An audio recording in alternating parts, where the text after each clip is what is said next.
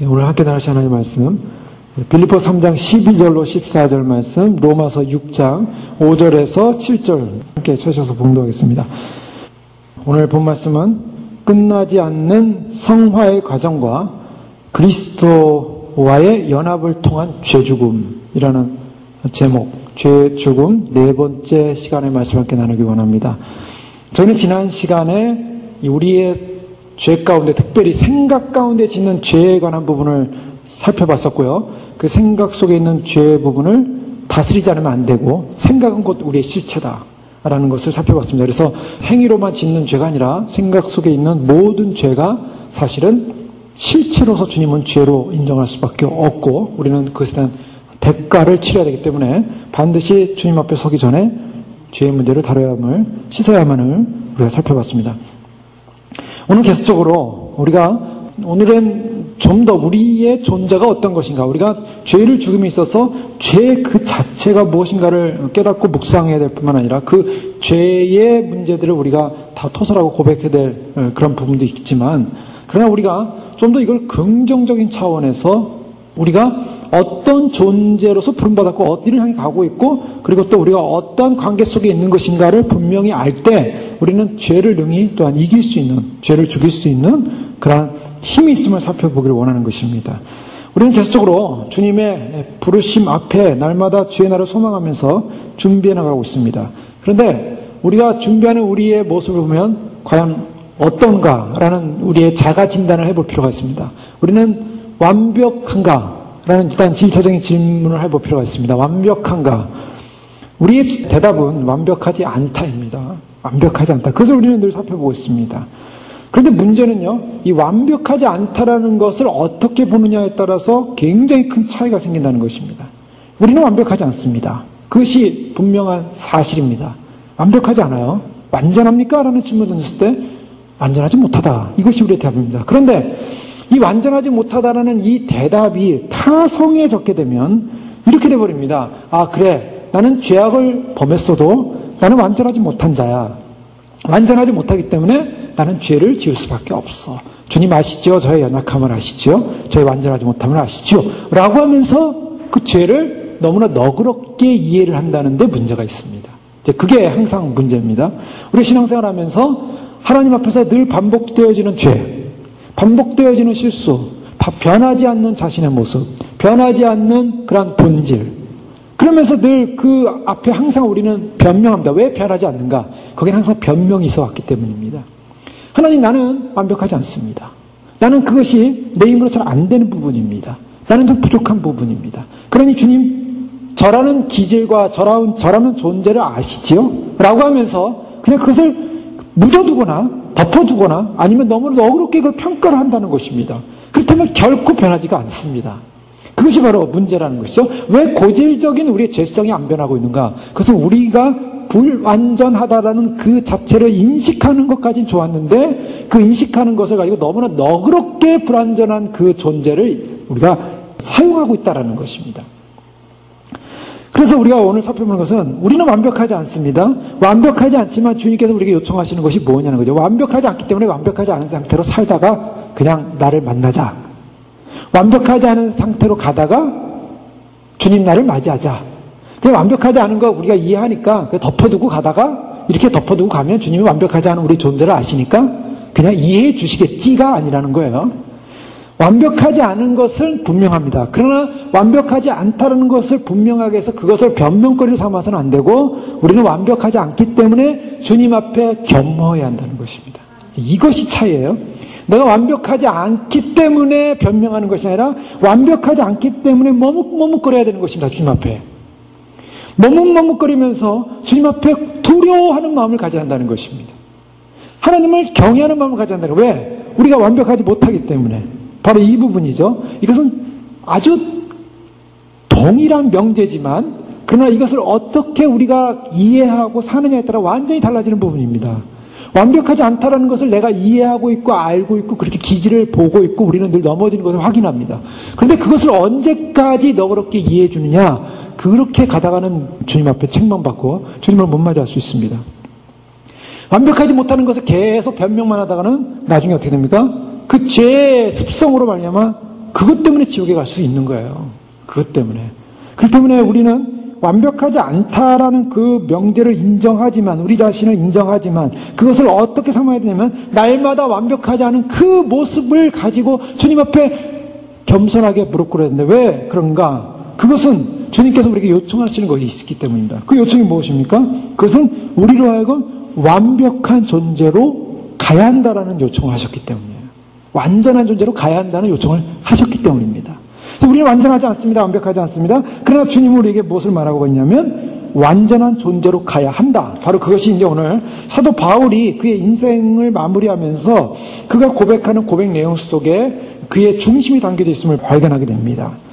빌립보 3장 오늘 12절 말씀 보면 내가 이미 얻었다 함도 아니요 온전히 이루었다 함도 아니라 이렇게 고백하고 있어요. 온전히 이루었다 함도 아니라 오직 내가 그리스도 예수께 잡힌바된 것을 잡으려고 쫓아가노라. 즉 사도 바울의 마음속에는 무엇이 있냐면 아직 이루지 못했어요. 아직 얻지 못했어요. 이것이 불완전이죠. 그래서 사도 바울은 주님 앞에 서는 그날을 지금 눈앞에 보고 있습니다. 이제 자신이 감옥에 있다가 황제가 명령만 내리면 언제든지 그는 순교해야 되는 그런 운명에 처했다는 것을 알고 있습니다. 그는 주 앞에 설 날을 바라보고 있어요. 바라보고 있는 그때 그의 고백은 뭐냐면 나는 완전히 이루었습니다 라고 고백하지 않고 아직 이루지 못했다 라고 고백합니다. 또 얻지 못했다라고 고백합니다. 그럼에도 불구하고 나는 잡힌 바 된 그것을 잡으려고 뭐 한다고요? 거기서 멈추는 것이 아니라 쫓아가노라. 이것이 문제입니다. 이것이 우리의 신앙의 고백이 한다는 것이죠. 자, 아직 이루지 못했습니다. 그것을 그래서 자위하면서 스스로 위로하면서 나는 아버지 이루지 못한 완벽하지 못한 존재니까 나는 이제 주님이 그래도 이해하시겠죠가 아니에요. 그렇기 때문에 나는 그 완벽하지 못한 것을 알기 때문에 완벽을 향하여 주님이 부르신 부름의 상을 향하여 쫓아간다는 것입니다. 바로 이 신앙이 우리에게 필요하다는 것입니다. 형제들아 나는 아직 내가 잡은 줄로 여기지 아니하고 오직 한 일 뒤에 있는 것은 잊어버리고 앞에 있는 것을 잡으려고 표대를 향하여 그래서 예수 안에서 하나님 부르신 부름의 상을 위하여 쫓아가노라. 지금 사도 바울에 있어서는 이 온전함에 도달하지 못했지만 그 온전함에 이르는 길이 있기 때문에 그 길을 포기하지 않고 죄의 변명거리를 만들지 않으면서 자기의 모습을 그는 끝까지 주님께서 부르신 부름의 상을 향하여 그냥 달려가겠다라는 그런 고백을 하고 있는 것입니다. 바로 이 부르신 부름의 상을 향하여 완벽하지 않은 자신의 모습 속에서 그 완전한 주님 부르신 부름의 상을 향해 달려가는 것, 그것을 뭐라고 하냐면 우리는 성화라고 합니다. 주님께서 우리에게 이 성화의 소망을 주셨어요. 고린도서 3장 18절에 보면 우리가 다 수건을 벗은 얼굴로 거울을 보는 것 같이 주의 영광을 보매 저와 같은 형상으로 화하여 영광으로 영광에 이르니 곧 주의 영으로 말미암으니라. 자, 우리가 어떻게 되면 주의 영광을 보매 우리에게 소망이 무엇입니까? 주님의 영광을 봅니다.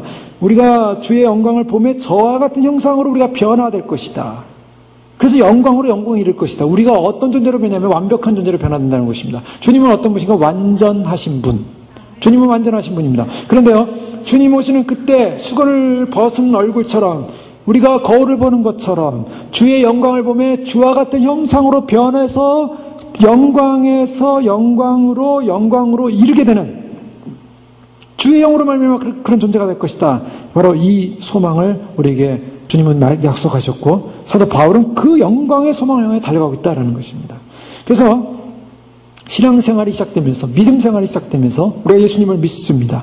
믿음 생활이 시작되면서 우리에게 오는 것은 무엇이냐면 그 다음부터 바로 우리에게 믿음으로 말미암는 의라는 이 법적 우리로 하여금 죄 없음에 대한 선언이 이루어진다 그랬습니다. 지난 주일에 살펴봤죠.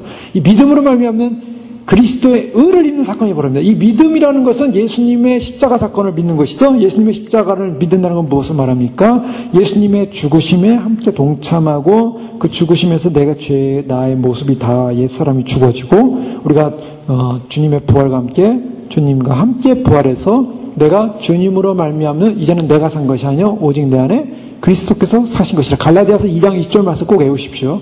예. 제가 수없이 말하는 것 같습니다. 갈라디아 2장 20절 말씀 내가 그리스도와 함께 십자가에 못 박혔느니 그런데 이제는 내가 산 것이 아니요 오직 내 안에 그리스도께서 사신 것이라. 이제 내가 육체 가운데 사는 것은 나를 사랑하사 나를 위하여 자기 몸을 버리신 하나님의 아들을 믿는 믿음 안에 사는 것이라. 이제 내가 사는 것이 아니요 내 안에 그리스도께서 사시는가. 이거 굉장한 고백입니다. 그러니까 내가 죽었습니다. 이제 내가 없다라는 겁니다. 내가 없다.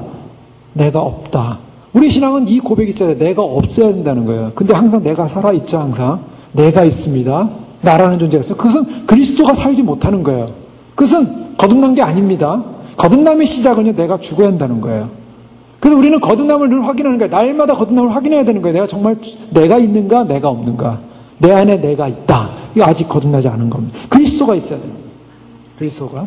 그러면 이 그리스도가 있음으로 말미암아 칭의 사건이 이루어진다는 거예요. 내가 완전히 나의 의가 없어져요. 내가 없다라는 것은 나의 의가 없다는 것입니다. 나의 의, 나의 노력, 나의 공로, 나의 그러한 내가 뭔가 주님 앞에서 구원받을 만한 조금 하나의 가치가 나한테 있냐라는 거예요. 구원받을 만한 가치가 내게 있냐는 거예요. 아무것도 없다는 거예요. 나는. 오직 예수 그리스도 그분에게만 구원의 가치가 있습니다. 그분만이 나의 의입니다. 그래서 그리스도의 의가 전적인 100%의 의로 오지 않으면, 내 의가 완전히 죽지 않으면 나는 구원받을 수 없는 존재라는 거예요. 바로 이 고백을 하는 겁니다. 이 고백. 그래서 우리가 주님 오시기 전에 산순교한다라는 이 개념을 말하고 있는데, 산순교라는 개념이 뭡니까? 내가 죽는 거예요. 내가 죽는 거. 근데 사실 예수님 믿을 때 이미 죽었어야 되는데 안 죽었거든요. 그러니까 주님 오시는 날까지 죽이는 작업을 하는 겁니다. 죽이는 작업. 그러니까 주님이 무슨 작업을 하냐면, 주님 앞에 서기 전에 사람들을 다 낮추는 거예요. 다 낮추는 거예요. 그래서 주님 앞에 우리의 자존심, 우리의 자아감, 우리의 자랑 다 없애버리는 겁니다. 그것을 다 없애야지 주님 만나거든요. 근데 그게 예수님 처음 만났을 때부터 없었어야 돼요. 없었었는데 우리가 아직도 불완전한 존재라 그랬죠? 불완전한 존재라는 건 아직도 내 안에 내 자아가 있다는 거예요. 그래서 자아가 늘 쑥쑥 튀어나옵니다. 늘 그것이 나로 하여금 주님을 완전히 인정하지 않는 그런 인생을 살게끔 만들어요. 그래서 그 자아를 주님께서 없애는 일을 하는 거예요. 그래서 선택받은 사람, 택한 사람은 그래서 주님이 징계하시는 겁니다. 그 놈의 자아가 주님 앞에 가는 길을 방해하기 때문에 주님이 그것을 때려서 없애서라도 주님 앞에 서게 하기 위해서, 그것이 하나님이 우리를 변화시키는 과정이 그게 성화입니다. 성화는요, 예수님을 믿는 그 순간부터 주님 만나는 그 때까지 이루어지는 거예요. 그래서 주님을 만나게 되면 그때부터 고난이 오는 겁니다. 우리는 사실 고난인데, 고난이 사실 유익이라 그랬어요, 성경에서. 왜 유익입니까? 그게 주님 만나는 길이기 때문이에요. 왜냐면 고난이 없으면요, 교만해지고 자기 뜻대로 살고 자기 의대로 살고 자기 하고 싶은 건대로 살고 그러다가 지옥 가는 거예요. 그러니까 택함 받지 못한 사람은 자기 뜻대로 살게 놔두시는 거예요, 주님이. 그러나 택함 받은 사람은 자기 뜻대로 못 살게 만드십니다. 내는 이 길로 가려고 했는데 주님이 쳐서 이 길을 못 가게 해요. 나는 이 길로 가려고 했는데 주님이 못 가게 해요. 가만히 보세요. 우리 인생의 길이 내가 원하는 대로 대대로 온 게 있는가? 주님 만나고 나서 주님이 이끄시는 대로 오는 거예요. 주님이 가시는 대로 가는 거예요. 그래서 양은 뭡니까? 주님 가는 대로 따라가는 게 양이에요. 근데 따라가지 않으려고 쫙 옆길로 가다가는 또 주님이 막대기로 치시죠. 지팡이와 막대기로 나를 안위하시나이다. 지팡이는 뭡니까? 지팡이는 이렇게 안내하지만 막대기는 뭐 때리는 거예요, 때리는 거. 그래서 시편 23편에 다윗이 주의 막대기가 나를 때리는 거예요, 나를. 내가 잘못된 길로 갈까봐. 주님께서 그렇게 우리로 하여금 주님께서 원하시는 주님의 나라, 주님의 뜻 안으로 들어가기 위해서 나의 의를 빼시고 그리스도의 의로 채우시는 이 믿음을 통해 칭의가 이루어질 뿐만 아니라 그 칭의와 함께 반드시 따라오는 게 거룩함의 과정입니다. 그래서 예수님을 믿게 되면 그 다음부터 우리가 가는 것이 이 거룩함의 과정을 겪는 거예요. 지금의 우리의 신앙은요, 그래서 거룩함의 과정인 줄 믿으시기 바랍니다. 거룩해지는 과정이에요. 왜? 어디까지? 주님 오시는 날 영광스럽게 변화되기까지. 그 변화를 위해 거룩해지고 있는 거예요. 그래서 주님이 나를 그래서 어떻게 보면 연마하십니다. 연마하세요. 그래서 성화의 과정 속에는 주님께서 무엇을 하냐면 우리를 연마하시는데 무엇을 연마하시냐면 양심을 연마하십니다. 그래서 자꾸 우리로 하여금 그 양심이 화인맞지 않도록 하는 거예요. 말씀을 통해 연마하시는 겁니다. 그래서 말씀을 통해 우리의 죄를 지적하십니다. 또 우리의 그러한 연약함을 지적합니다. 그래서 그 말씀에 찔림이 오고 그래서 내 안에 죄책감이 오고 죄에 대한 인식이 자꾸 오게끔 만드시는 거예요. 그래서 주의 말씀을 들으면서 죄에 대한 인식이나 죄에 대한 지적이나 이런 것들이 나쁜 게 아닙니다. 이것이 내 양심을 연마하는 거냐. 만약에 죄에 대한 지적을 받지 못하면 양심이 굳어져 버려요. 그래서 죄가 죄인 줄 모르고 살게 됩니다. 많은 사람들이 신앙생활하면서 죄가 죄인 줄 모르고 살다가 큰 어려움을 당하는 거예요. 큰일 나는 거예요. 죄가 죄인 줄 모르고 살다가 지옥 가는 겁니다. 그야말로 정말. 그러니까 양심이 굳어지면 이 성화는 이루어지지가 않아요. 그러니까 주님께서 성화를 이루시기 위해서는 우리에게 계속적으로 양심의 연마를 통해서 진정한 거룩하고 깨끗하고 진정으로 주님을 사랑하는 주님을 의지하는 양심으로 우리를 이끄십니다. 더 나아가서 이 성화라는 것이 그냥 한꺼번에 팍 이루어졌으면 좋겠어요. 한꺼번에 다 이루어졌으면 좋겠어요. 믿는 순간에 우리가 구원받았다라고 선언하는 것처럼 이제 하나님 나라 들어가기 합당한 죄 없는 존재로서 완전히 변화됐다라고 했으면 좋겠어요. 그런데 안 그런 걸 봅니다. 우리 안 그런 걸 봐요. 그렇지 않습니까? 우리 자신을 봐도 안 그런 걸 보고요. 사람들을 봐도 안 그런 걸 봅니다. 또 교회 생활을 신앙생활 오래 했었던 인간 안에 있는 그런 불완전함을 보게 됩니다. 그런데요. 교회사 가운데 어떠한 교파는 아니지만 어떠한 사람들은 완전주의를 인정하는 사람들이 있었어요. 완전주의를 인정해서 뭐냐면 우리가 그냥 예수님을 믿는 그 순간에 그 믿음 하나로도 우리는 완전해질 수 있다라는 어떤 믿음의 완전성을 주장하는 사람들이 있었어요. 그래서 우리가 완전하다. 성화를 칭의와 같은 단순한 믿음의 행위만으로 얻을 수 있다라는 그런 가정을 한 채 성화 자체가 믿음으로 말미암아 완전한 상태로 된다. 그러나 이렇게 얘기합니다. 그 성화라는 것은 순간적인 달성을 하지만 쉽게 잃어버릴 수도 있고 반복해서 또 잃어버릴 수 있는데 또 반복적으로 그 성화를 회복할 수 있다. 무슨 성화라는 것을 하나의 주님 앞에 선 과정으로 보지 않고요. 어떤 한순간에 획득하는 걸로 여겼어요. 그러니까 마치 칭의가 이 의롭다는 칭함을 받고 시작하는 것처럼 성화도 이미 성화 끝났다. 그런데 문제는 그 성화를 얻었는데 성화를 잃어버릴 수 있다. 자꾸 반복해서 잃어버린다. 근데 반복해서 또 성화를 얻는다. 이게 무슨 아주 애매한 이론이죠. 근데 문제는 뭐냐면 이 성화를 이루었다라는 이론을 강화시키기 위해서 뭐냐면 죄라는 기준을 낮춰버렸습니다. 주님께서 말씀을 통해 이것이 죄다. 여기가 죄다라고 이렇게 이것을 극복해야 된다라고 말했는데 죄라는 것을 의도적으로 낮춰가지고요. 소위 말해서 의도적이나 미리 계획한 어떤 사악한 행동들만이 죄고 그냥 우리가 살면서 하는 그 연약한 모습들, 실수들, 유혹 이런 것들은 사실 죄가 아니다. 그래서 도덕적 불감증을 낳게 됐어요. 양심이 자꾸 무너진 거죠. 죄에 대한 예민한 양심이 생겨야 되는데 예민하지 못하고 죄에 대해서 예민하지 못하면서 그냥 평상시에 남을 비방해버립니다. 비방하고 버리는 것도 이거는 의도성이 있는 게 아니야. 그냥 생각나서 갑자기 얘기한 거야 하면서 죄가 아니라고 얘기하는 거예요. 그래서 죄의식이 없어요. 또 이기심의 어떤 정욕, 내가 무엇을 갖고 싶다든가 취하고 싶다든가 뭐 이기심의 정욕 정도 생기는 거 이거는 뭐 그 죄가 아니야. 그냥 내 안에 생기는 어떤 순간적인 육신의 어떤 욕망을 따른 거지 이게 의도성을 가지고 생긴 게 아니야. 그래 죄도 아니야. 소위 말해서 부도덕한 삶에 대한 추구를 허용해버렸어요. 재밌는 것은요. 완전하다고 성화되었다고 주장하는 사람들의 특징은 뭐냐면 죄를 죄로 여기지 않는다는 데 문제가 있어요. 그러나 우리가 성경의 기준을 감안해보면 그것은 다 죄입니다. 죄인데 결국 인간은 불완전한 존재임에도 불구하고 자기의 불완전한 존재라는 것을 감추기 위해서 그것이 죄가 아니라고 그냥 평가를 해버린 거예요. 그것이 바로 완전주의자들이 하는 오류입니다. 그래서 그런 역사적으로 보면 이 미국에서도 그런 완전주의를 추구하는 사람들이 저 뉴욕 쪽에 있었다 그래요. 근데 그 사람들은 함께 모여서 살았는데요. 자기들은 완전하다고 하면서 쉽게 죄를 짓고 쉽게 비난하고 쉽게 그렇게 평가하고 아이언사이드라는 보수 경건파 목사님이 바로 그런 완전주의자들 그룹에 있다가 아주 질려서 나온 분이에요. 사람들이 보니까 자기들은 완전하다고 성화되었다고 하는데 성화되긴 뭐가 성화됩니까? 비난하고 욕하고 그리고 그 욕망 있고 그런 모습을 보면서 게다가 그냥 도덕적으로 성적으로 문란하고 이런 생각을 하면서 자기들은 죄가 없다라고 얘기하는 거예요. 죄가 없다. 하나님 우리를 믿음으로 거룩하게 해주셨다. 믿음으로 거룩해 주셨으니 나는 거룩한 존재다. 하나님께서 나를 거룩하게 한 존재니까 나는 믿음으로 거룩해진 존재니까 거룩한 존재다. 그리고 자기 법대로 죄를 짓는 거예요.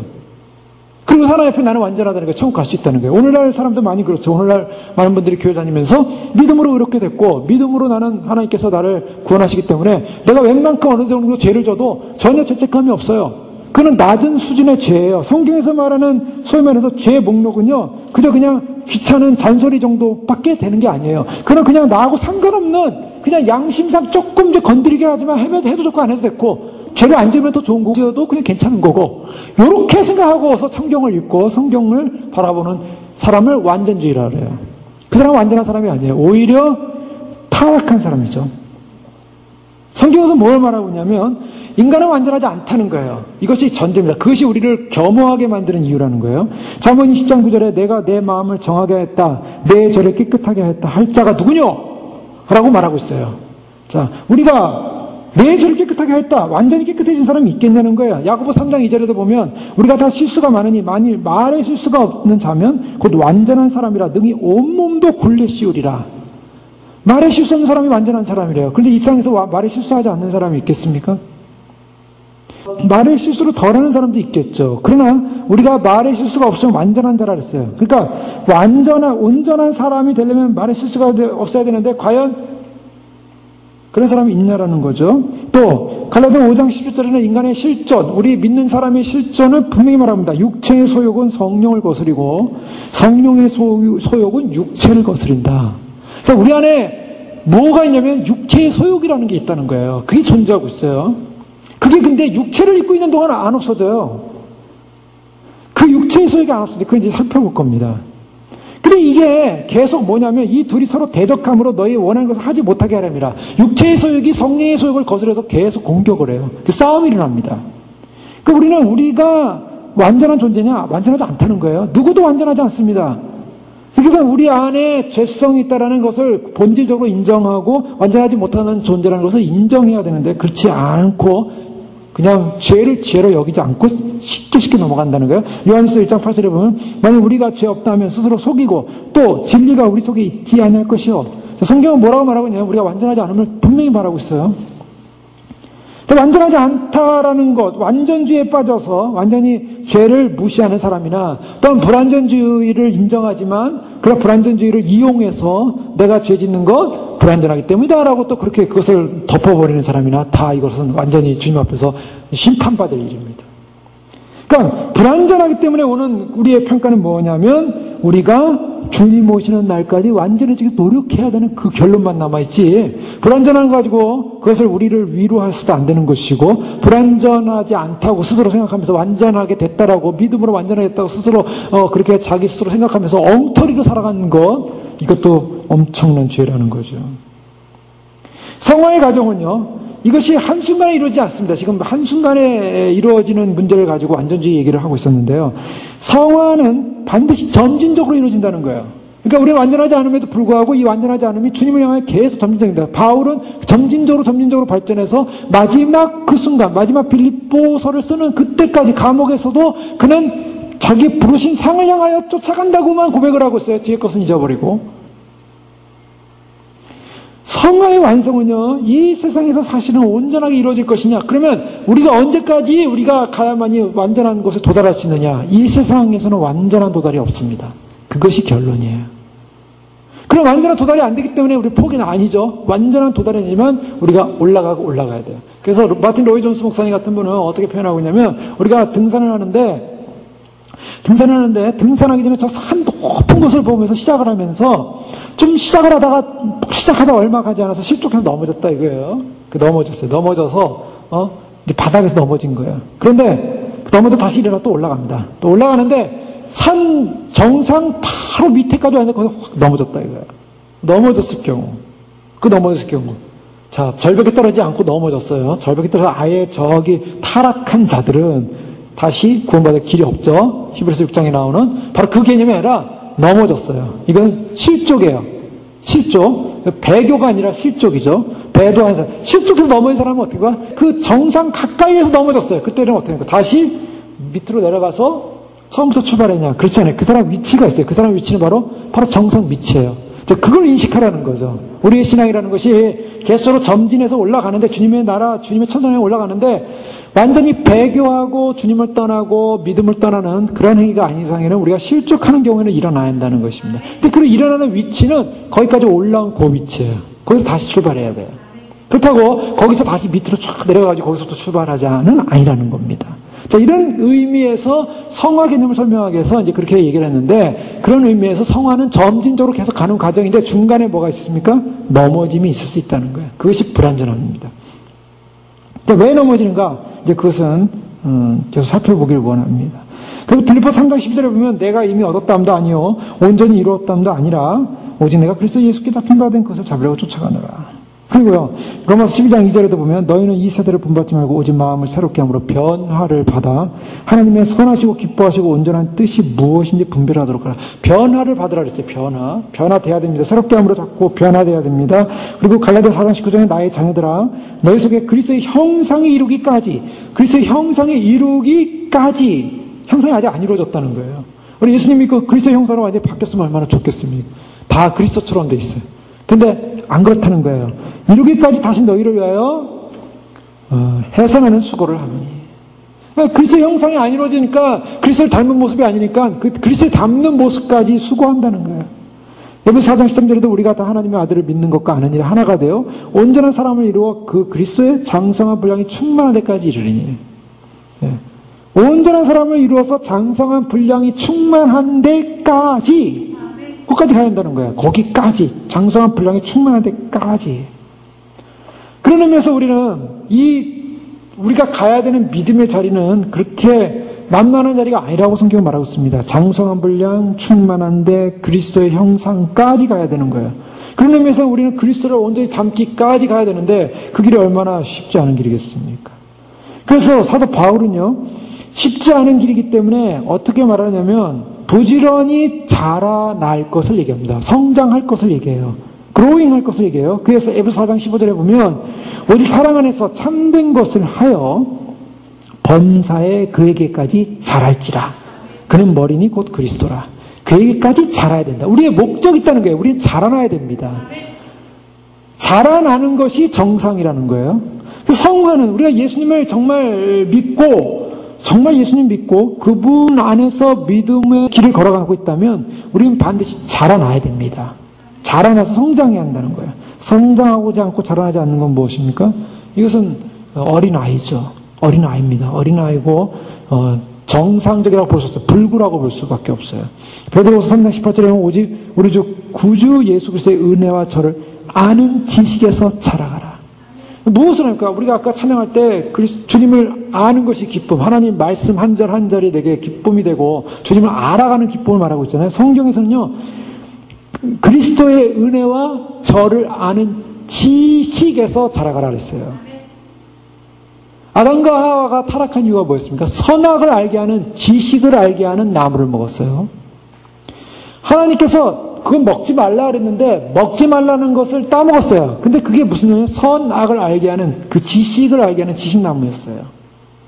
그런데 주님께서 아담과 하와가 실패한 인생에게 뭘 요청하냐면 바로 선악과를 세상에서 좋고 나쁜 것, 세상에서 악이 있는 것, 그런데 너무 이렇게 지식을 가지려고 하지 말고 그리스도를 알아가는 지식에서 자라가라 그랬어요. 그리스도를 알아가는 지식. 자, 우리가 이 땅 가운데 가장 큰 축복이 뭔가? 우리가 잘해야 될 내용이 뭔가? 그리스도를 알아가냐는 거죠. 그리스도를 아는 방법이 뭡니까? 그리스도를 아는 것은 그리스도를 묵상하고 그리스도의 삶을 살기로 결정하고 그리스도를 배워가야 한다는 거예요. 그런 의미에서 그리스도를 알기 위해서, 저를 알기 위해서 우리가 날마다 분투하고 날마다 그리스도와 동행하는 삶을 살고 그리스도 그분 안으로 들어가야 되는 것입니다. 자라가라. 아는 지식에서 자라가라. 영광이 이제와 영원의 날까지 저에게 있을지어다. 하면서 이제 베드로는 그렇게 얘기하고 있죠. 그리스도를 아는 지식에 자라가라. 또 베드로전서 2장 2절에는 갓난 아이들과 같이 순전하고 신령한 젖을 사모하라. 그래서 이것은 어린아이 같이 되지 말라는 거, 순전하고 신령한 것을 사모하라는 거예요. 순전하고 신령한 것, 정결한 것, 깨끗한 것, 영양가 있는 것, 그것을 사모하는데 이는 이로 말미암아 너희로 구원에 이르도록 자라게 하렵니다. 그 신령한 젖이 뭡니까? 신령한 젖이, 순전하고 신령한 젖이 뭐겠어요? 말씀과 성령의 은혜와 이 진리 안에서 이것을 사모해야 된다는 거예요. 사모해야 된다. 그래서 사모하는 사람이 결국 잘하게 돼 있어요. 여러분, 말씀도요, 자꾸 있는 사람이 잘하게 돼 있습니다. 자꾸 듣고 묵상하고 그래서 그것을 생각하고 그런 사람이 잘하게 돼 있는 거예요. 그런데 사모하지 않고 묵상하지 않고 그러면은 잘할 수가 없어요. 안 잘합니다. 절대로 안 잘합니다. 그러니까 우리가 영이 잘해야 돼요. 영이 잘해야 돼요. 영이 성숙해야 돼요. 성장해야 돼요. 그래서 영이 성숙하고 성장해서 주님의 뜻을 알아가고 주님과 동행하는 삶을 살아가는 것, 이것이 성하고 성숙함인데요. 많은 사람들이 이 부분에 들어오면 어려워해요. 성경 말씀이 좀만 어려워도 어려워합니다. 그래서 딱딱하다고 하고 복잡하다고 하고 이해가 안 된다고 하고 쉽게 그냥 어떤 은사나 보이는 그림이나 예언이나 계시나 이런 거는 쉬워요. 재밌어 해요. 그러면 은혜 받았다고 생각해요. 근데 성경 말씀이 들어가 성경 말씀의 깊이와 그 조직과 거기서 말씀하시는 의미대로 하면 머리 아파. 이거는 은혜가 별로 안 돼. 아니에요. 그것에서 은혜를 받아야 돼요. 그냥 엉뚱한데 엉뚱한 소리 듣다 보면요, 나중에는 이게 큰일 나요, 이게. 이 깊이가 안 들어가져요. 은사 운동하는 경우에 어떻게 성경 말씀 깊이 안 들어가집니다. 이거는 그냥 하는 말이 아니라 이것은 실제적인 거예요. 그래서 은사를 쫓아다니는 사람들은요, 성경 안 읽어요, 사실.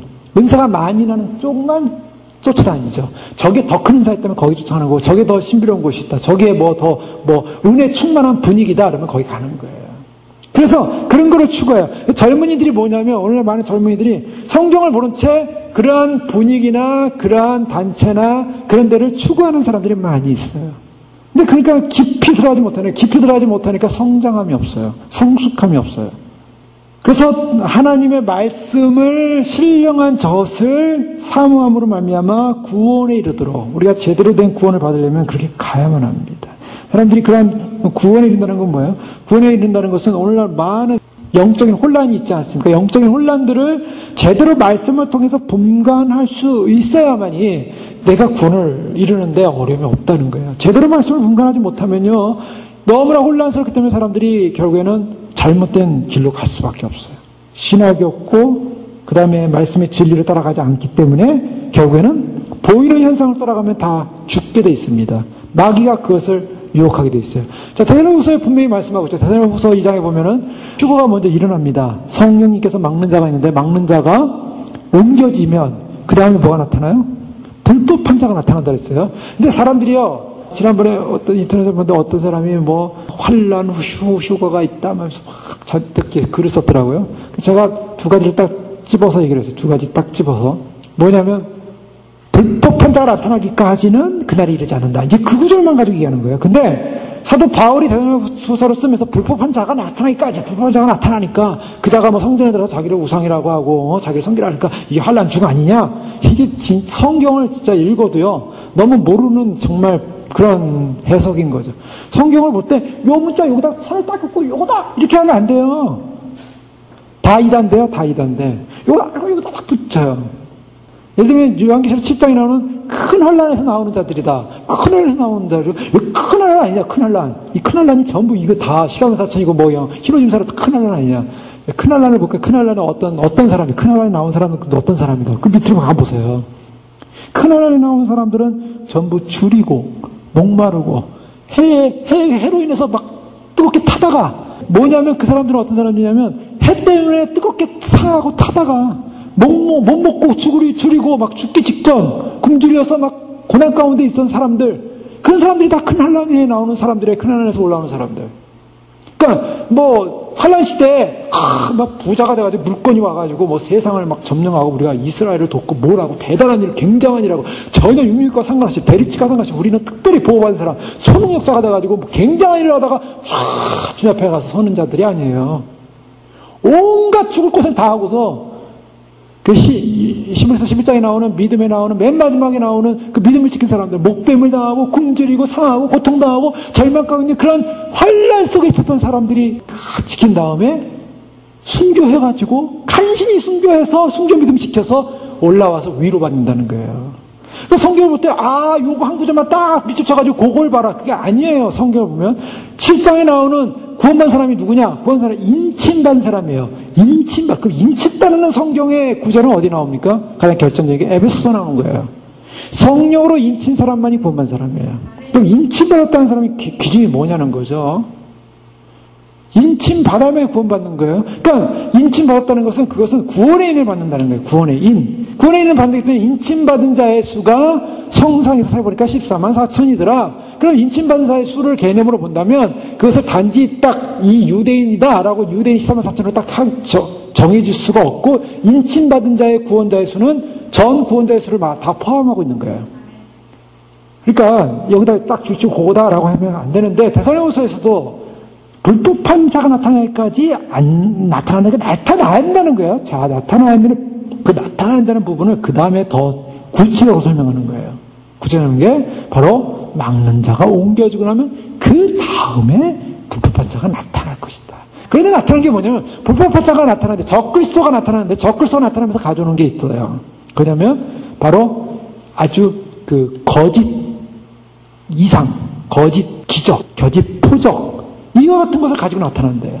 그 뭐냐면 마지막 때 제가 그랬죠. 마지막 때 이상한 기적, 표적, 남들이 혹하는 그런 것에 빠질 수 있는 것이 적그리스도가 가져오는 미혹의 기적이 많다는 거예요. 그러니까 주님께서 뭘 보였냐면 휴거가 일어나면 이 땅 가운데 이상한 집단에서 이상한 기적들이 막 일어납니다. 귀신이 일으키는 기적들이에요. 근데 속이는 기적이에요, 그게. 사람이 그걸 보고, 아, 저게 뭐가 있구나. 저게 진짜구나. 왜요? 휴가 일어나면 성령이 떠나고 나면 이제 사람들 혼란스러워 할 텐데, 이제, 아, 저 거짓 기적. 그러면 이러겠죠. 휴가 일어나면 다음에 또 휴가 있을 거니까 열심히 믿으라. 휴가가 있긴 뭘 휴가가 있습니까? 휴가는 한 번이에요. 단 한 번은 끝이에요. 마귀가 다 지금 미혹을 시켜놨어요. 다 미혹을 시켜놔서 휴거를 소망하지 못하게 하고 구원을 소망하지 못하게 해요. 저 어떤 사람이 저쪽에서 저쪽 교회에서, 그런데요. 아, 휴거를 인정한다. 믿긴 한다. 그런데 휴거될 사람이 많겠느냐? 이게 아주 놀라운, 지금 이 남가주에서 사람들 미혹하는 아주 절대적인 미혹이 뭐냐면, 휴거를 안 믿게 하는 미혹이 뭐냐면, 휴거될 사람이 많을 것 같냐? 얼마 못 된다. 오렌지 카운트에서 3-4명 휴거된대요. 어느 나이 많은 목사님이 그랬대요. 그런데 3-4명 휴거되는데, 거기 당신 낄 수 있냐? 이렇게 질문하는 거예요. 3명이 휴거된다는데 거기 낄 수 있냐라고 질문받을 때 그 사람이 자신 있겠습니까? 내가 그 3-4명 중에 하나예요. 이렇게 할 사람이 있어요. 아유, 자신 없죠. 3-4명 중에 한데 3-4명 끼는데 거기 내가 낄 수 있냐? 다 불안해요. 거 봐라. 거기 못 낄 거 같은데 뭐 그걸 기다리고 있냐. 환란을 준비해야지. 이렇게 나가요, 지금. 그렇게 사람들을 설득하고 있어요, 지금. 실제로. 제가 그 얘기를 듣자마자 아주 놀랐어요. 그거는 거짓 목사요. 귀신의 영에 사로잡힌 자다. 절대로 말이죠. 왜?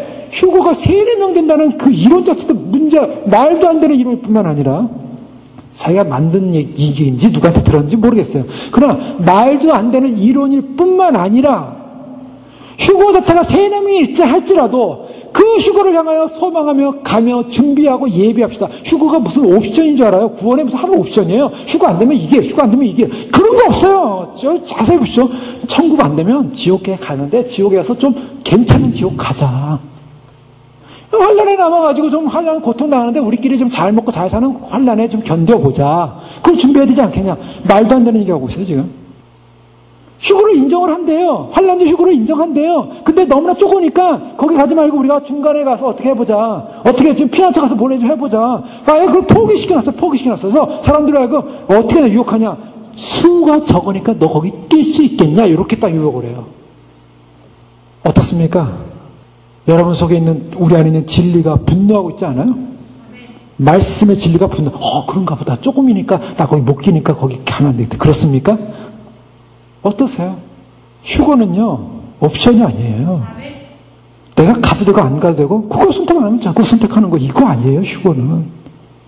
주님이 마지막 이방 시대 끝날 때, 주님께서 성령님을 데려가면서 이스라엘 시대를 여실 때, 주님께서 이방 교회 구원의 길을 열어주신 거예요. 그래서 그거를 참석하라는 거예요. 참여하라는 거예요. 그것에서 깨끗하게 하고 정결하게 하고 신부를 예배하라는 거예요. 왜? 구원의 길이 쉽지 않기 때문에. 그래서 그것을 위해 준비하고 소망하고 기대하는 사람에게 주님께서 휴가를 주시겠다고 약속을 하셨어요. 주님이 왜 부르신가? 우리에게 무슨 소망을 주는가? 우리가 죄인이에요. 죄로 말미암아 우리 자격 없는 사람이에요. 주 앞에 내가 의로와서 설 수 있습니까? 아무도 설 수 있는 사람 없어요. 그렇습니다. 의롭게 설 수 있는 사람 3명, 4명이라도 우리 설 수 있는 자격이 없는 사람이에요. 그래요. 그러나 자격이 없지만 그 자격을 갖춘 기준이 뭡니까? 주님 앞에 회개하고 주님을 바라보고 주님을 사랑하고 자신의 삶을 거룩하고 정결하게 하고 주님을 의지할 때 주님께서 구원의 길을 여시는 것입니다. 그 길을 안내해야죠. 왜 그 길을 안내하지 않고 너 뭐 안 되니까 자격 안 되니까 포기해라. 포기를 시키고 환란을 준비시킨다. 마귀입니다. 그건 사단 마귀예요. 분명히 하셔야 돼요. 사단 마귀가 하는 짓이 뭐냐? 휴거를 소망하지 못하게 하는 거예요. 지금요 교회들마다 마귀가 다 휴거를 소망하지 못하게 만들었어요. 안타까운 일이죠. 왜 구원의 소망을 포기하게 만듭니까? 구원의 소망을 포기하는 자가 진정한 선지자예요. 진정한 목자이겠어요? 구원의 소망을 의지하게 해야죠. 구원의 소망을. 귀신의 영, 사단의 영에 사로잡혀서요. 인간들이 무엇인가 대단한 걸 할 수 있다라고 스스로 착각한 채 굉장한 영이 올 거라고 생각해요. 굉장한 영. 귀신의 영을 전부 받습니다. 그래서 거짓 표적이 일어날 거예요. 거짓 기사가 일어날 거예요. 그러나 귀신의 영. 왜요? 그들은 진리를 알려고 하지 않았기 때문에 주님께서 진리를 알려고 하지 않은 자들에게 귀신의 영을 보내서 전부 죽여버리겠다는 거예요. 이것이 무서운 말씀이에요. 데살로니가서 2장을 보세요. 왜 그들이 미혹의 영에 사로잡히는가? 진리를 사랑하지 않았기 때문이에요. 진리가 뭡니까? 데살로니가는 무슨 말을 하고 있어요? 데살로니가 전서는 진리가 뭐예요? 주님 오실 때 공중에서 강림하실 때 그 앞에 모임에 관하여, 너희가 깨어있을 것을 관하여, 그리고 마지막 나팔에 들림받을 것에 관하여 주님이 알려주셨는데 그것은 관심 없고 불법한 자가 나타날 때를 기다리고 앉아가지고 그 불법한 자가 나타나서 그 안에 들어가서 우리가 뭔가를 해보자. 휴거는 관심 집어버렸어요. 진리는 집어버렸어요. 그런 자가 구원받겠어요? 하나님이 예수님께서 휴거를 주신다고 그랬는데요. 휴거를 주신 게 장난이냐고요. 주님이 내가 기분 좋으면 주고 기분 안 좋으면 너는 그냥 한란에 가서 고생 좀 해라. 이거예요? 주님이 휴거를 주신다는 것은 주님의 전생에 부활하신 주님이 권능의 능력으로 이 이방교회에 주시는 영광스러운 구원의 축복입니다. 이것만이 우리가 마지막 때 소망하며 가야 될 길인 줄 믿으시기 바랍니다. 이것을 소망해야 돼요. 이것을 흩어놓는 자들, 이것을 흩어놓는 적들, 적글스의 영들, 지금 이미 다 교회들마다 역사가 마지막이라는 이름 부르는 곳의 역사에서 사람들 알고 그들이 결국 주님 휴거를 소망하지 않는 자들이 하는 짓이 뭔지 아세요? 뭐예요? 다 뻔하잖아요. 어디 피난처 없는가? 땅 사러 갈 데 없는가? 마지막 때 땅 투기하러 돌아다니는 거예요. 땅 투기하러. 좋은 땅, 안전한 땅, 가서 농사 짓고 잘 먹고 잘 살 땅, 베리집 안 받고 숨어서 살 땅, 베리집 안 받고 숨어서 살 땅이 어디 있습니까 지금? 완전한 인본주의. 주님은요, 이 땅 가운데서 우리 가운데 우리가 스스로 땅 사가지고 잘 먹고 농사 지면서 마지막 날 예배하라고 한 적이 없어요. 성도의 권세가 깨어지는 시대, 적그리스도가 사로잡는 시대, 모든 자가 융립표를 안 받으면 죽어야 되는 시대, 숨겨야 되는 시대, 아니면 전부 융립표 받고 전부 지옥 가야 될 시대, 창세 이후로 없는 대환란의 시대, 대심판의 시대, 심판의 시간이 이르렀으니 찬송하라. 천상에서는 찬송이 퍼지고 있어요. 사람들은 그래요. 이 땅에서 고통당하는데 천상에서 휴거된 사람 올라가서 뭐 춤추면서 놀 것이냐? 아주 비아냥 그러죠. 노는 게 아니라 기뻐하고 예배하고 찬양할 거예요. 왜요? 하나님의 심판이 이루어지기 때문이에요. 하나님의 말씀을 거역하고 하나님의 말씀을 순종하지 않는 자들에 대한 하나님의 보응이 이루어지기 때문에 그곳에서 신원하는 신유자들의 그런 신원과 고통과 어려움 속에서 믿음을 지킨 자들의 신원의 소리가 결국 찬양과 예배가 돼서 주님 앞에 올려드리지만 이 땅에서 심판이 쏟아지는 거예요. 그것이 하나님의 공의입니다. 하나님을 믿지 않는 자들은 영원한 지옥불에 형벌했지만 천국에서는 날마다 예배하고 찬양하고 경배하는 거예요. 왜요? 하늘에 있는 자는 복이 있고 땅에 있는 자는 저주를 받았다라고 요한계시록 말하고 있는 거예요. 왜 땅을 그리워하고 왜 땅에 남으라고 그러고 왜 땅에서 숨으라고 그러고 왜 땅을 바라보게 하냐고요. 땅 자체를 바라보게 하는 그 자체가 적그리스도의 영이에요. 주님은 하늘을 바라보고 주님 오심을 바라보고 주님 나라를 바라보고 주님 영광 바라보라고 하고 주님 앞에 설 것을 바라보고 주님과 함께 할 것을 바라보라 그랬지. 이 땅 가운데서 뭔가 좀 해봐라. 이 땅 가운데서 뭔가를 해봐라. 명목은 좋아요. 명목은 우리가 이스라엘과 하나 돼서 뭔가 대단을 해보자. 유대인 속에서 나온 사람들 중에서도 그들이 크리스찬이 돼서 그들에게 외쳐도 그들에게 돌 던지는 사람들이 지금 유대인들이에요. 유대인들이 이방교회를 해서 막 기도하지 않아도 하나님께서 이방 사도를 통해서 이방 목회자를 통해서 이방 선교사를 통해서 이방교회를 축복해 주셨고 이때까지 이방교회가 주님의 축복을 받았어요. 유대인과 상관없이. 그러나 이방교회가 끝나는 그 순간에 주님께서는 유대인들을 통해서 유대 사람들을 통해서 두 증인을 통해서 유대인들을 깨울 거예요. 그것이 하나님의 역사입니다. 우리는 지금 굉장한 영적 전쟁에 와 있어요. 그래서 정말 진리가 뭔가? 진리가 뭡니까? 진리는 다 집어 던졌어요, 사람들이. 참 놀라운 거예요. 진리를 다 집어 던지고, 구원받을 걸 다 집어 던지고, 다 포기했어요. 다 포기를 시켜놨어요. 왜 회개하라고 합니까? 왜 단장하라고 합니까? 왜 준비하라고 합니까? 포기하지 말라고. 그날의 주인공이 되라고. 그것을 소망하는 사람들이 주인공이 될 겁니다. 포기하는 사람 절대 안 돼요. 포기했는데요. 대학 시험을 보는데 미리 포기하고서 안 보기로 한 사람은 대학 붙겠습니까? 안 붙어요. 절대 안 붙어요. 가능성 없어요.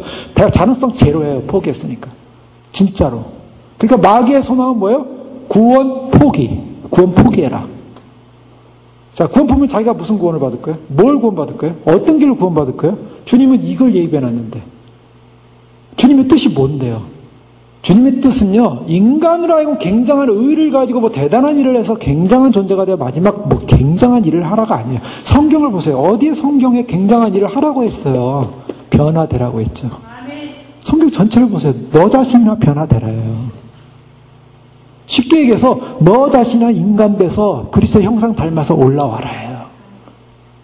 자기 하나 변화되지 못하고 자기 하나 죄성 변하지 못하고 그 성화조차도 이루지 못하는 인간이 성경 전체에서 흐르는 내용이 뭐예요? 지금 서신서에서 흐르는 내용들이 뭐예요? 우리로 하여금 변화되라는 거. 변화, 제발 변화되라. 그래서 사도 바울이 이 안타까워. 정말 우리가 죄의 문제 싸우지 않고 우리의 전쟁은요, 지금 저 외부의 전쟁보다는 내부 안에 있는 나의 죄와의 전쟁, 변하지 않는 우리 존재의 전쟁.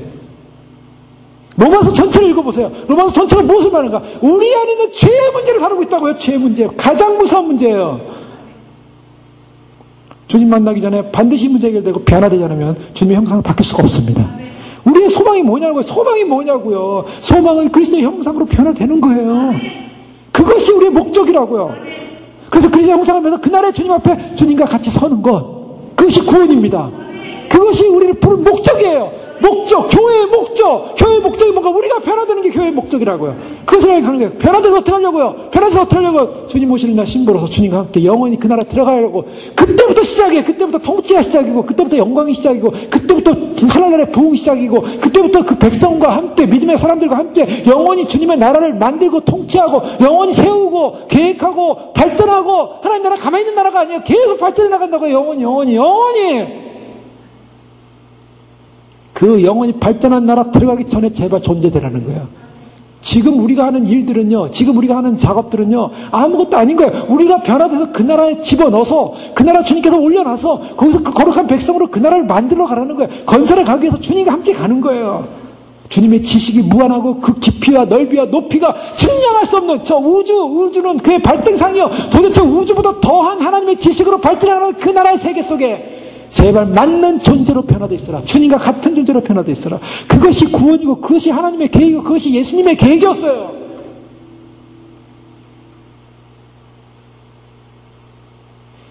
그래서 우리는 그 목적을 해 가고 있는 것입니다. 주님 모시면 휴가로 소망하는 백성들의 목적은요, 단순하지 않아요.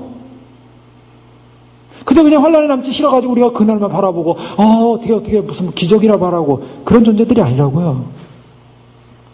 처절한 하나님의 진리 앞에서 내가 주님의 원하시는 말씀대로 변화되어서 그 뜻대로 순종하여 살 것에 대한 기대입니다. 그 소망을, 기대를 가지셔야 돼요.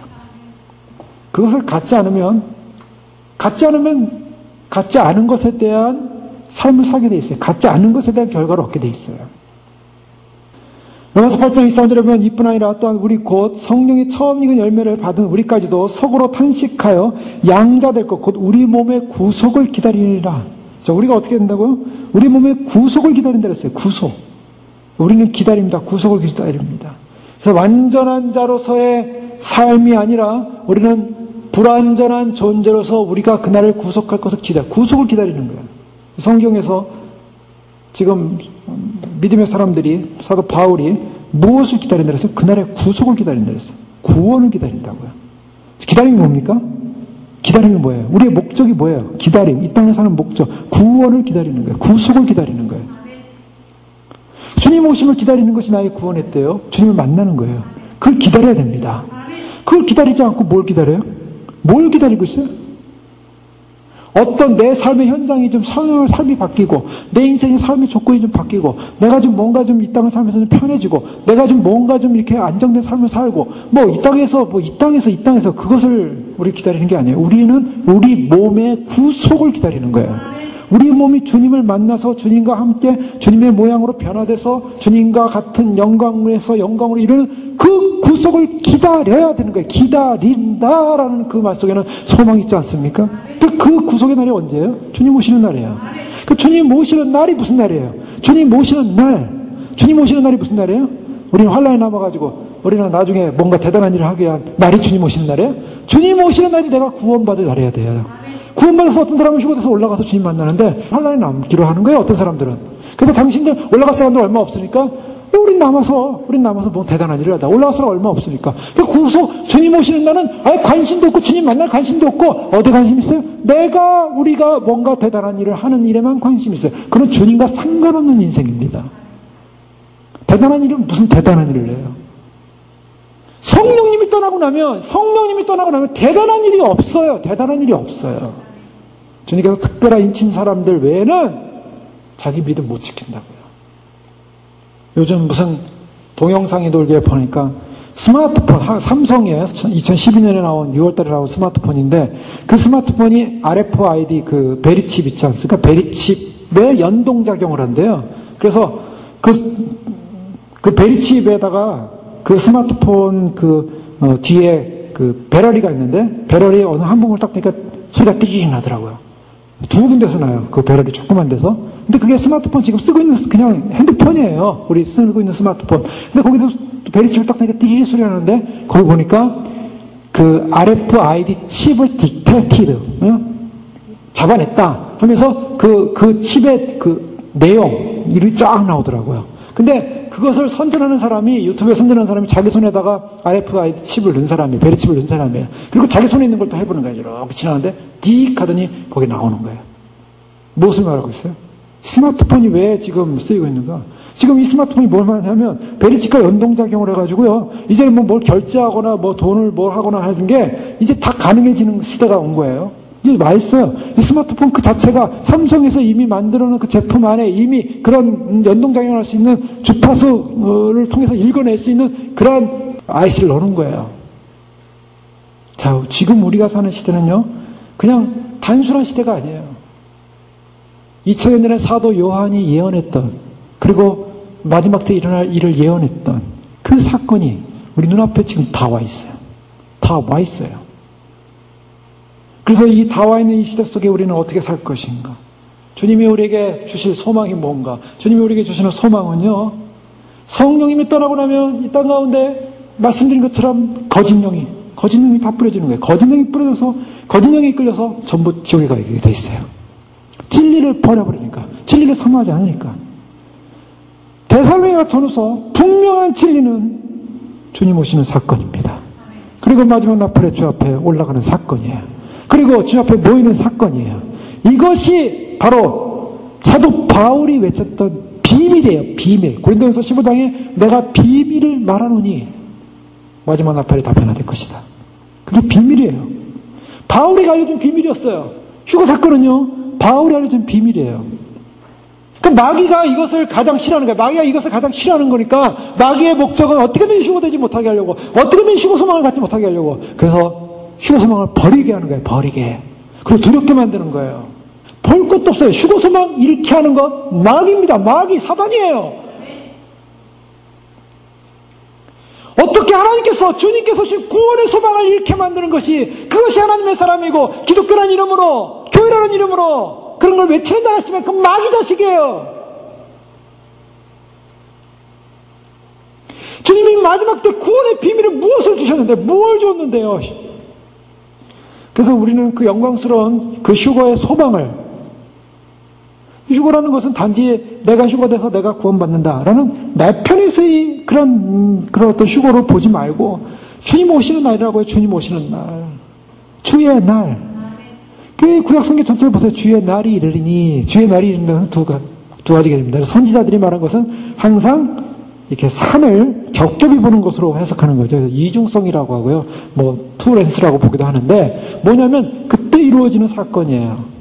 그래서 주의 날인 것은 주님이 심판하는 사건을 말해요. 그래서 이스라엘이 멸망할 때라든가 예루살렘이 멸망할 때라든가 이런 멸망 사건이 주의 여호와의 두려운 날로 표현하고 있어요. 그러나 그날은 언제냐면 종말론적이에요. 항상 종말론적이에요. 그래서 예수님의 초림 사건은 회개하라 천국이 가까웠다라는 이 말은 주님이 천국을 가지고 오셨지만 종말론적인 사건을 안고 있어요. 항상. 그래서 주님이 오시는 날, 이 주의 날, 여호와의 날의 완성은 언제 이루어지냐? 주님이 오시는 날이에요. 언제 오시느냐? 주님께서 왜 오십니까? 주님께서 오시는 이유는, 우리가 공중강림할 때 어떤 사람들은요, 공중강림이 대충 오는 강림이기 때문에 신경 안 써도 된다고 생각하고 지상강림만, 지상 재림만 생각해요. 근데 아닙니다. 공중강림이 왜 중요하냐면, 지금 공중권세자분자가 누가 통치하고 있어요? 에베소서요. 공중권세자분자, 마귀예요. 사단이에요. 이 지구의 공중권세자분자는 지금 마귀라고요. 근데 이 마귀의, 이 지구와 이 공중의 모든 주권은 누구에게 있습니까? 바로 하나님에게 있는 거예요. 하나님이 마귀가 지금 장악하고 있는 이곳을 하나님의 주권 있는 곳으로 바꾸시는 거예요. 그래서 공중에 오시는 거예요. 공중에 와서 요한계시록 보시죠. 공중에 있는 자들이 마귀들이 전부 지상으로 쫓겨 내려왔다. 지상으로 내려옵니다.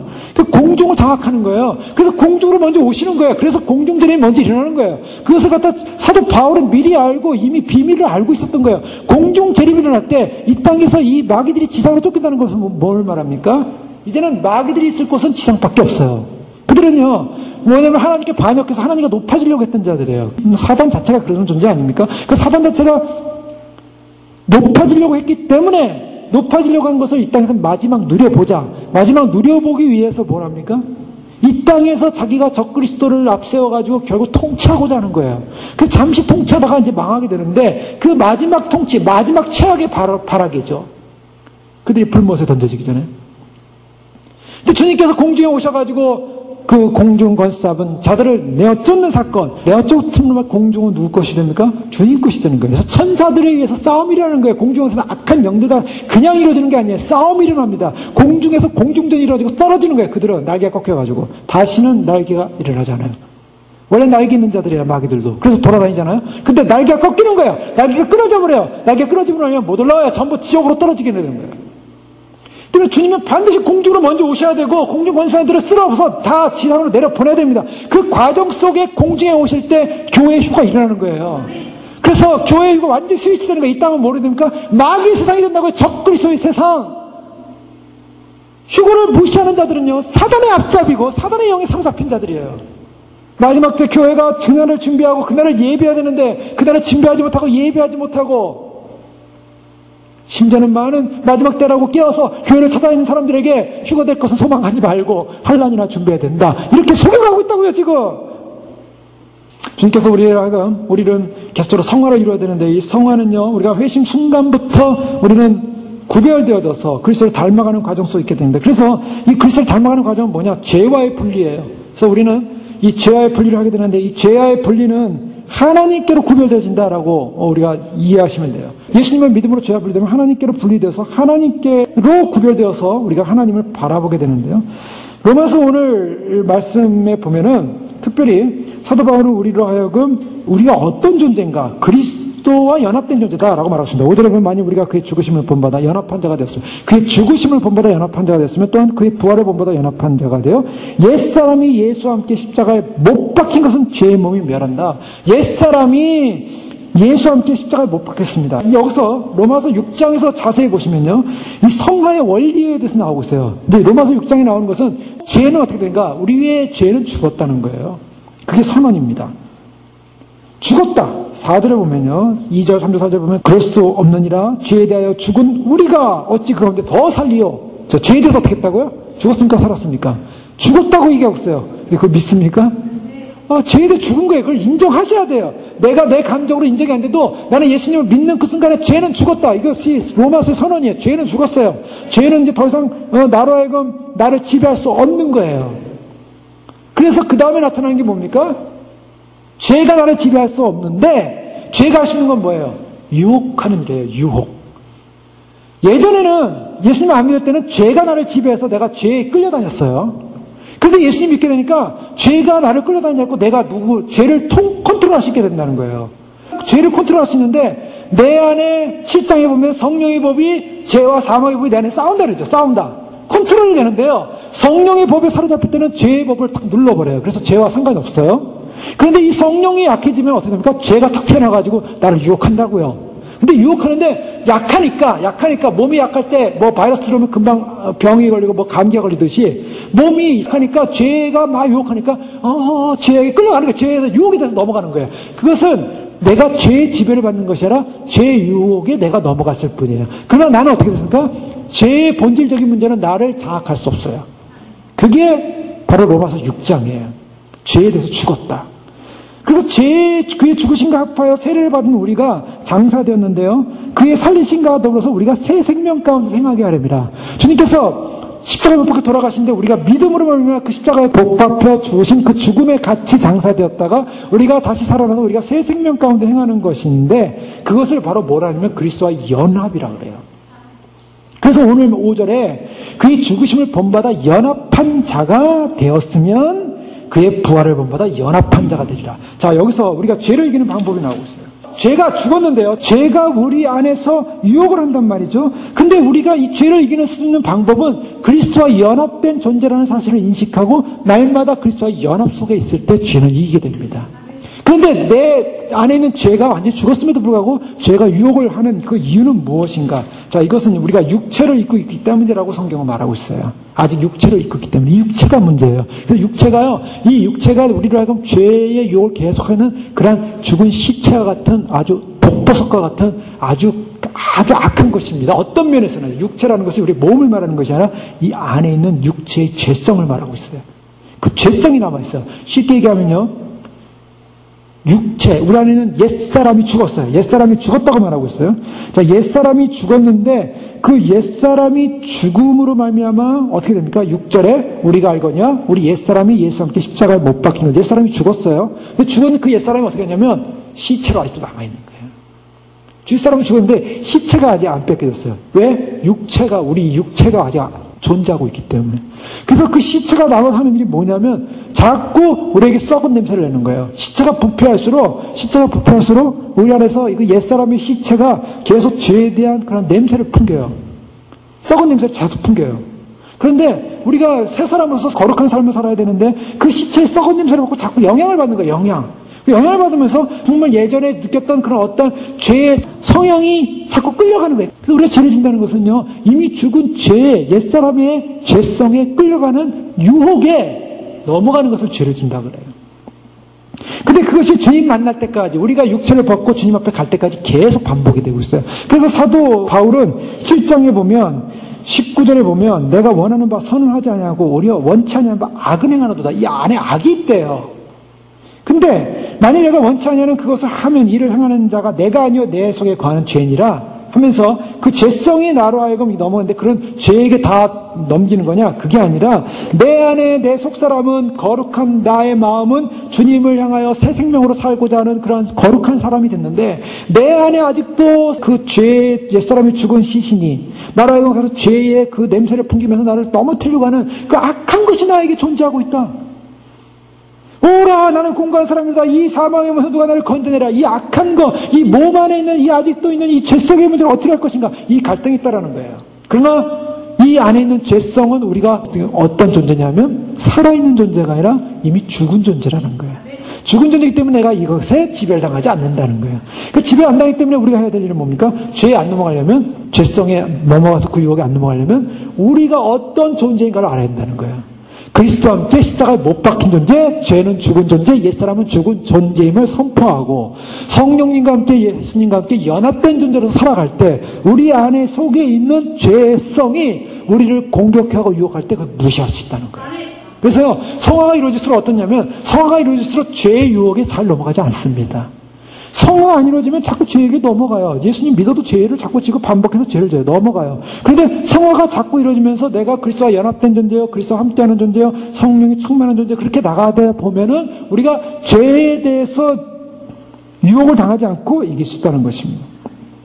자, 우리는 그리스도 안에 있는 존재요, 예수 안에 있는 존재요, 그리스도와 일부요, 그리스도와 함께 된 지체요, 그리스도의 관계 속에 있으며 그리스도의 소유가 됐으며 함께 소유되고 있고 그리스도의 영광에 함께 참여할 자다 라는 분명한 인식, 그리스도 안에 있다는 분명한 인식이 바로 그리스도와 연합 속에서 칭의가 이루어지고 신령한 성품에 참여하는 자가 될 것이고 새 생명 가운데 행할 뿐만 아니라 우리 안에 그리스도의 연합으로 말미암아 십자가의 사건으로 우리의 옛사람이 죽은 죄는 더 이상 우리를 정복할 수 없고 죄는 더 이상 우리를 지배할 수 없는, 우리는 죄와 상관이 없는 믿음의 사람으로서 승리할 수 있음을 성경은 말하고 있습니다. 그렇기 때문에 우리는 주님 오시는 날까지 우리가 해야 될 것은 그것을 인식하고 주님과의 밀접한 관계, 주님과 연합된 관계, 우리가 관심 가져야 될 거에 뭐라 그랬어요?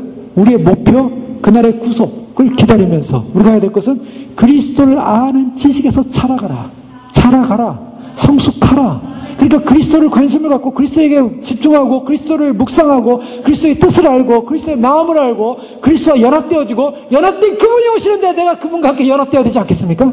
연합되지 않으면 주님과 함께 연합될 수 없는 거예요. 주님이 오시는데 주님이 영광을, 주님과 연합은 상관이 없어요. 관심이 없어요. 주님과 연합되는 거 관심 없어요. 그걸 포기했어요. 그 사람이 하나님의 사람이에요? 우리가 성경을 보자고, 이론을 보자고요. 주님이 오시면 주님과 연합해야 되는데, 연합된 그 사람이 주님과 연합돼서, 공중에서 주님과 연합돼서 주님과 함께 살아야 되는데, 왜 그것을 포기하고 왜 그것을 우습게 여기냐고요. 그게 주님과 연합된 사람이냐고요. 우리의 관심은 오직 주님에게만 있을 줄 믿습니다. 그리스도에게만 있을 줄 믿습니다. 그리스도가 내 안에 있어야 하고 나는 그리스도 안에 있어. 그리스도와 연합되어지고 그래서 죄를 이기고 거룩하고 정결했다가 주님을 맞이하는 거예요. 그래서 주님 오시는 휴거의 날은 거룩하고 정결하지만 못 맞이한다는 거예요. 성화되지 않으면 안 된다는 거예요. 그러니까 성화가 안 된 사람들이 그리스도를 맞을 생각을 안 하는 거죠. 성화가 골치 아프고 그러냐, 힘들고 그러냐. 그러니까 우리가 깃발 들고 나가서 우리가 저 세상 땅 끝까지 깃발이나 꽂으러 돌아다니자. 그거예요. 대단한 일을 한번 해보자. 성령은 무엇을 말하고 있습니까? 성령은 우리가 죄를 이기고 주님을 맞이하자. 성령의 음성은 분명해요. 주님의 음성은 분명해요. 진리의 음성은 분명해요. 우리가 주님 오시는 날 그 앞에 모임에 관하여. 그게 진리예요.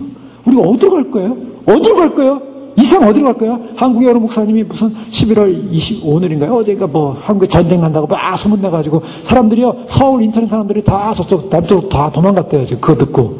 그러니까 어떤 사람이 다 올라오라고, 안 온다고, 전쟁 안 난다고. 지금 막 이렇게 뭐 이렇게 좀 소란스러웠나 봐요. 아무리 안 죽으려고 해도요, 아방이 아무리 안 죽으려고 해도 결국 옷 바꿔 입고 나가서도 주님께서 죽이기로 작정하면 죽여버려요. 전쟁터에서 죽어요. 무엇을 말하고 있어요? 우리의 피난처는요, 우리가 어디로 도망가서 피난처가 되는 게 아니에요. 주님 안에 있을 때 주님이 보호하실 줄 믿습니다. 주님 안에 있을 때 주님 보호가 뭡니까? 주님 오시는 날 주 앞에 올라가는 것이 완벽한 보호예요.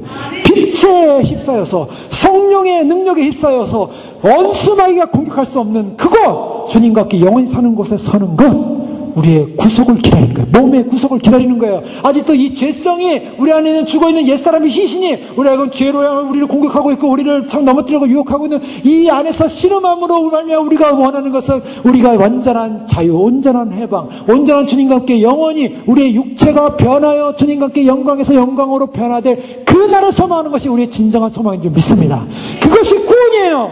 우리의 구원이에요. 교회의 구원이에요. 주님 오시는 날 주님과 연합됨으로 우리가 죄를 이기고 더 이상 죄와 상관없는 믿음으로 승리한 믿음의 사람들. 그러기 위해서는 어떻게 했습니까? 주님과 연합되기 위해서는 우리는 오늘도 성령으로 충만해야 됩니다. 성령의 권능으로 충만해야 됩니다. 성령 하나님만이 우리를 하여금 죄의 법에서 이길 수 있는 능력을 주는 거예요. 죄와 사망의 법에서 우리를 이길 수 있는 것. 그러므로 이제는 그리스도 예수 안에 있는 자에게는 결코 정죄함이 없느니 이는 그리스도 예수 안에 있는 생명의 성령의 법이 죄와 사망의 법에서 너희를 해방하였습니다. 성령의 법이, 성령의 능력만이 부패한 육신의 원칙을 이기고 우리를 거룩한 사람으로 변화시킬 것입니다. 로마서 8장 23절에 사도 바울은 그래서 이렇게 결론을 내요. 이뿐 아니라 또한 우리 곧 성령의 처음 익은 열매를 받은 우리까지도 속으로 탄식하여 양자 될 것, 곧 우리 몸의 구속을 기다리느니라. 우리 몸의 구속을 기다리느니라. 사도 바울의 관심 어디 있었습니까? 복음을 알고 복음한 교회와 백성들이 구속받는 날 기다리는 거예요. 구속받는 날. 우리가 대적해야 될 대상이 뭡니까? 죄와의 싸움이요. 우리가 진정으로 주님 앞에서 연합됨으로 말미암아 거룩함과 정결함을 이루어서 성화를 이루어 가는 과정 속에 우리의 몸이 주님의 양녀될 것, 주님의 신부될 것, 주님과 함께 영원히 살 것, 우리의 몸의 구속, 우리가 온전히 변화되는 그 구속, 그것이 우리의 영원한 구속이요 생명의 구속이요 우리의 영원한 구원인 줄 믿습니다. 바로 그것이 연약한 육체가 구속받는 것이고, 그것이 우리가 연약한 우리의 삶에서 구속받는 것이고, 불완전한 이 질서 속에서 구속받는 것이고, 이 세상 속에서 구속받는 비결이 바로 우리의 몸이 주님 오시는 날 주님의 영광스러운 몸과 같이 구속받는 그날을 소망함으로 주님 오시는 날 다 휴고로 주 앞에 구속받는 저 여러분 되실 주 이름으로 축원합니다.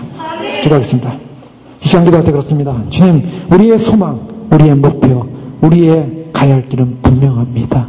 우리가 예수님 믿고 구원받은 그 구원의 칭의의 축복, 이제는 우리가 주님과 함께 참으로 연합된 자로서 죄를 이기고 죄의 법을 이기고 참으로 거룩한 성화를 이루어서 주님과 연합된 자로서 성령의 충만과 능력으로 주님 오시는 날, 구속의 날, 우리의 몸이 구속을 기다립니다. 그 구속 앞에 설 수 있도록 주님 축복합니다. 축복하시고 주님 오시는 그 영광스러운 날 놓치지 않게 해주시고 아버지 하나님 그날이 다가오는데 사람들을 잠재우고 있는 사람들을 죽이고 있는 수많은 거짓 정보들 거짓 미혹들 참으로 거짓 선지자들 거짓 사람들이 휴거를 소망하지 못하는 이 시대 가운데 휴거가 가장 큰 우리가 가야 할 구속의 완성이요 영광이요 주님 오시는 날 이방 교회가 주 앞에 서야 될 그 위대한 영광의 신부의 자리인 것을 알고 주님 그날을 소망하며 믿음으로 승리할 수 있도록 축복하여 주시옵소서. 우리의 구속이 일어나게 해줬어. 몸의 구속이 일어나게 해줬어. 육신의 질병의 구속이 완전히 치유되는 구속이 일어나게 해주시옵소서. 주여 믿습니다. 주여 기도하겠습니다.